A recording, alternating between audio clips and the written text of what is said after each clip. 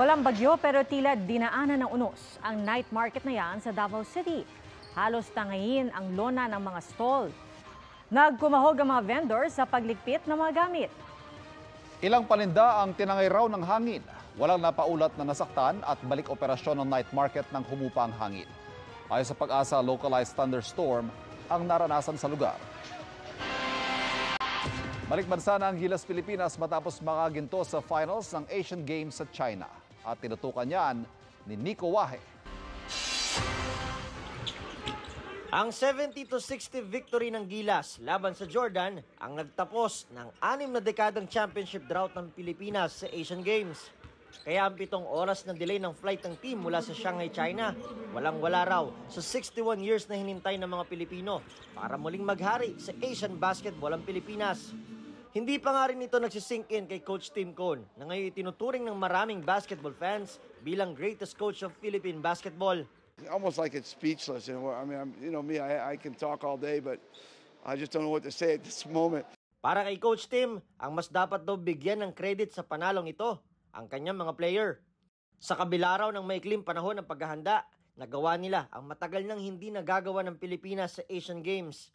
When it's really the guys that came out and did all the work. I'm so happy that everybody's so happy. Si Justin Brownlee, aminadong hindi madali ang kanilang pinagdaanan. I still can't believe it. To be honest, it's such a surreal moment. We had to play some tough teams in China, Iran, and of course Jordan for the gold medal game. But it was tough. May 6 na PBA championships at isang SEA Games gold medal. Pero gaya ni Coach Tim, ibang klase raw ang panibagong panalong ito. Para sa GMA Integrated News, Nico Wahe, nakatutok, 24 oras. Aminado ang PhilHealth na nag-expire ang kanilang antivirus na maaring isa sa mga dahilan kung bakit na-hack ang kanilang system. Napasura ito noong Abril at wala rin daw silang Cyber Emergency Response Unit. Ang sa National Privacy Commission, mahigit 700 gigabytes na impormasyon daw ang nakompromiso. Kabilang rito ang buong pangalan, birthday, address at PhilHealth member o number. Magkakaroon ng helpdesk ang PhilHealth para sa mga miyembrong nais malaman kung nakompromiso ang kanilang data. Ayon naman sa DICT, magbabalangkas sila ng IT security policies para sa mga tanggapan ng gobyerno, pati ng mga LGU. Itinutulak din nilang magkaroon ng Cyber Security Response Team ang bawat ahensya sa ilalim ng National Cyber Security Plan. Muling kinilala ang husay at galing ng GMA at ilang personalidad nito sa 20th Gawad Tanglao para sa sining at kultura. Itinanghal na Best TV Network ang GMA Network. Ginawaran naman si Atom Araulio ng Gawad Professor John Henry Choa Jr. para sa sining at kultura ng malayang pamamahayag. Binigyan naman ng posthumous award sa tanatanging Tanglao sa sining ng radyo at telebisyon si Mike Enriquez.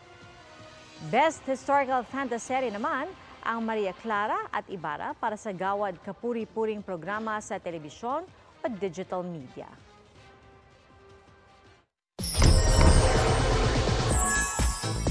Ligtas sina Julian San Jose, Raver Cruz, Bubay at ang buong Sparkle team na nasa Tel Aviv, Israel ngayon ayon sa Sparkle GMA Artist Center. Magpe-perform sana kahapon ang mga Sparkle Star sa Tel Aviv University para sa Love Trip na Laugh Trip pa show. Pero kinansela na ito dahil sa mga pag-atake roon. Patuloy raw na ipinagdarasal ng Sparkle GMA Artist Center ang kaligtasan at proteksyon ng lahat doon. Ngayon, naghihintay na ang team ng flight pabalik sa Maynila. Siyempre, nagawin na kami lahat dahil tulog kami lahat, bigla kami nagising. Kasi narinig namin na may mga sumasabog na nga. First time ko lang din naka-experience ng gano'n. Kahit na alam mong malayo, mas dinig pa rin yung mga impact. Tutulog kami that time. Yes. Tapos bigla, ginigising na kami ni Kuya Daryl kasi nga may nangyayari na. Tapos narinig na namin yung pala. Sign na yun, signal na yun na kailangan namin magtago sa shelter. Good vibes ang hatid ng Kunwaring Blind Auditions para sa The Voice Generations ng ilang kapuso stars gamit ang filter niyan sa TikTok. Oh, magaling po ako. Piliin niyo po ako, Coach Tel. Naku, fan na fan po ako. fan mode si Jenilyn Mercado na nagdasal pang si Coach Tel sana ang pumili sa kanya. Napahataw naman ang gento si Balin Montenegro nang malamang si Stel din ang magiging coach niya. Si Sparkle star Roxy Smith naman, ire-ready na raw ang kanyang vocal cords matapos na mag-turn ni Coach Chito. Si Sian Lim naman, napakanta pa. Pwede nyo nang itry ang filter na yan sa TikTok. Tuloy-tuloy naman ang sing-off sa The Voice Generations ngayong gabi.